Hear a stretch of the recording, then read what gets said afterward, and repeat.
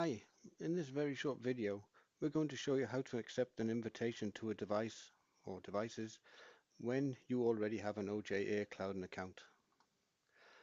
The device you have been invited to will appear in the device section of Dashboard and in Map View. As you can see next to the device, there is a flashing question mark icon. Click on this icon and then you will be asked if you wish to accept the device. Press OK and it says recorded is successfully updated. If you go back to dashboard view,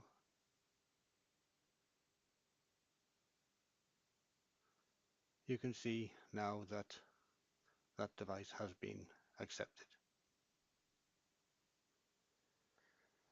And for more information, please visit our website at www.ojelectronics.com.